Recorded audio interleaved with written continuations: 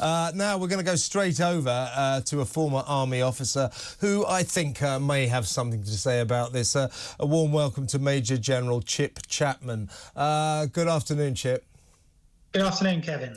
Now, you've just heard my conversation with Ali Ross. Now, as I say, the BBC is acting... First of all, it's exonerating itself, saying, oh, well, you know, mistakes happen. Well, it's just occasionally slipped through the net. They're using all these phrases. Now, it was said twice. On the 80th anniversary of the legendary Dambusters Raid, the BBC called it infamous. Twice on major programmes. I say it was official policy that day, and they're exonerating themselves. Now, people who are related to the Dambusters heroes, 53 died that day. 53 people. British heroes died. People who are related to them must be furious, and as a military man, on their behalf, you must be seething. Yeah, well, you've used the word policy a number of times there, Kevin, and policy is what is to be done and what is not to be done. And the fact that between a 12-hour window they used the word infamous twice means that it was something like policy that day. And one of the things that you do as an analyst, and generally I'm an analyst on Ukraine or terrorism, is that you're always aware of the deadly bias. And one of the deadly biases that they were doing on the day was the framing bias. They should have just told us this was the 80th anniversary of the Dambusters Raid. Don't lead us into a way that you would in court, which would be thrown out, to use a descriptor before that. It's unnecessary. And as Ali said, I think there is some groupthink going on between those programmes, and therefore it was policy. That is one of the other deadly biases. There are 188 cognitive biases, and the BBC, as the public service broadcaster, has to be very aware and alert to these. I think one of the things which was good is that we used to talk, of course, about the three estates, and that the fourth estate, the media, which originates from the 1830s, the print media originally, was there to hold the first two estates, essentially the House of Lords and the House of Commons, or the nobles and the clergy as it was then, to account. One of the things which helped to hold the BBC to account this time was the fifth estate.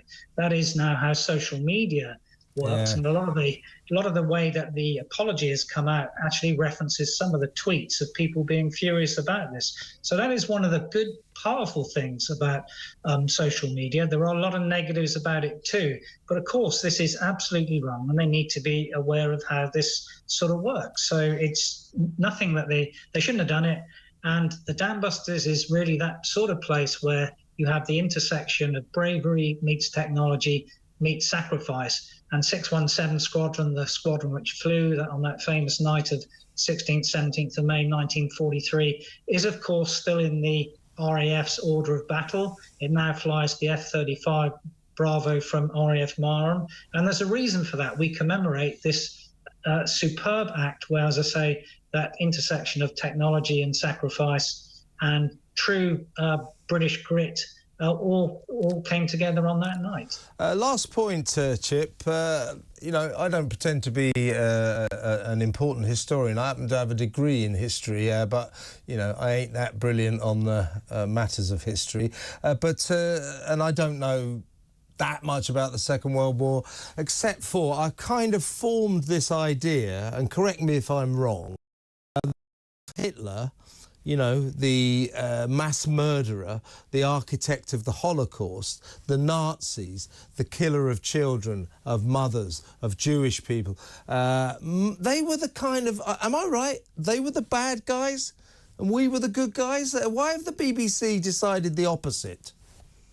Yeah, you're absolutely right. But again, cultural relativists these days would say that it's not our place to say what is evil and not evil. That's a relative term. And that's one of the things that we've got a problem with at the moment, this notion of cultural relativity. It's one of those things which really clouds discourse at the time.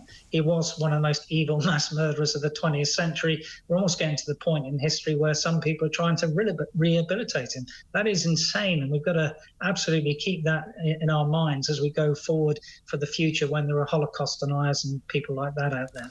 Chip, thank you so much for your time, and as we depart company, let's remember those heroes who died in the Dambusters Raid. They were not infamous, they were heroes. Thank you very much for your time. Major General Chip Chapman there, former Army officer.